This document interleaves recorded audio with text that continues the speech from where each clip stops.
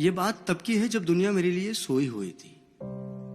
नन्ही सी आंखें और मुड़ी हुई उंगलियां थी। ये बात तब की है जब दुनिया मेरे लिए सोई हुई थी। नंगे से शरीर पे नया कपड़ा पहनाता था। ईद वीद की समझ ना थी पर फिर भी मेरे साथ मनाता था। घर में खाने के वांदे थे पर एफडी में पैसा जोड़ रहा था और उसके खुद के सपने अधूरे थे पर मेरे लिए बुन रहा था। ये बात तब की थी जब दुनिया मेरे लिए सोई हुई थी। वक्त कटा, साल बढ़ा पर तब भी सब अनजान था। मैं फिर भी उसकी जान था। बिस्तर को गीला करना हो या फिर रातों को रोना, एक बाप ही था जिससे छीना मैंने उसका सोना था।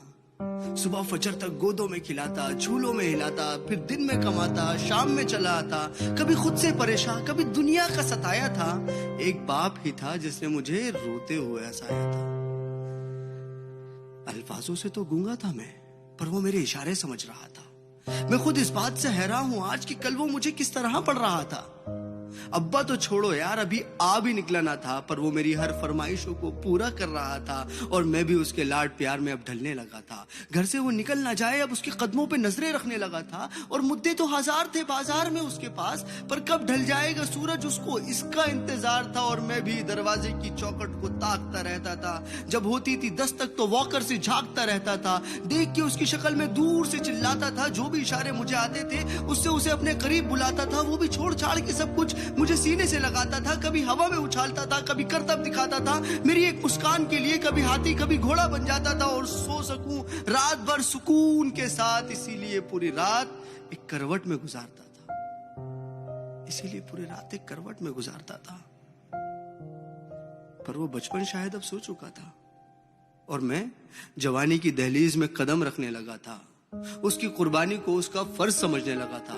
चाहे वो फिर खुद बिना पंखे के सोना हो या मुझे हवा में सुलाना, या फिर ईद का वो खुद पुराना कपड़ा पहनना हो और मुझे नया पहनाना, या तपते हुए बुखार में वो ठंडे माथे पे रखी हुई पट्टियां हो या मेरी हर जिद के आगे झुक जाना। वो बचपन था, वो गुजर गया, वो रिश्ता था, वो सिकुड़ गया और मैं उस कुर्बानी के बोझ को उठा नहीं पाया। इसीलिए वो शहर में कहीं दूर छोड़ आया।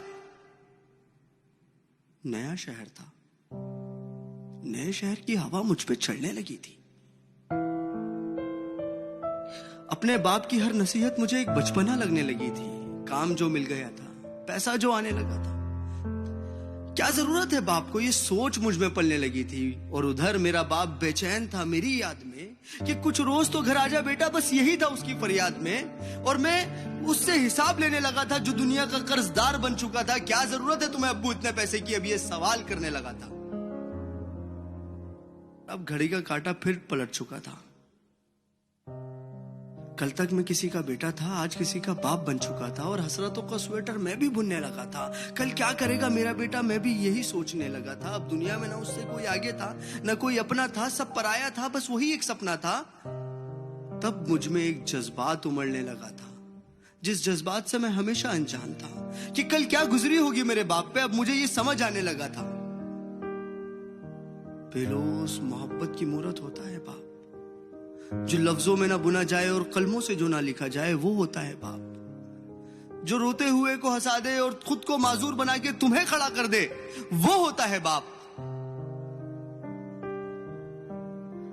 और ये एक मैसेज पूरी आवाम के लिए कि एक रोज तुम्हें एहसास जरूर होगा कि मसरूफ तुम थे, उम्र दराज वो होगा। एक रोज तुम्हें एहसास जरूर होगा कि मसरूफ तुम थे, उम्र दराज वो होगा। जिसकी उंगली का सहारा पकड़ के चला करते थे आज वही छड़ी का तलबगार होगा। और जिसके सदके में जी रहे हो आज, कल वो ना रहे तो क्या होगा। पर अभी वक्त बचा है कुछ खास तुम्हारे पास, तब तक जब तक बाप का साया तुम्हारे साथ होगा। और जन्नत के तलबगार हो तो सीने से लगा लेना, क्योंकि वही कल जन्नत का सरदार होगा। सब गिले शिकवे मिटा के चिपक जाना उसको, क्योंकि आज तो बाप है पर वो कल तुम्हारे साथ ना होगा, वो कल तुम्हारे साथ ना होगा। और मैं इस नज़म का कोई नाम रख नहीं पाया क्योंकि मैं बाप को एक लफ्ज में बता नहीं पाया।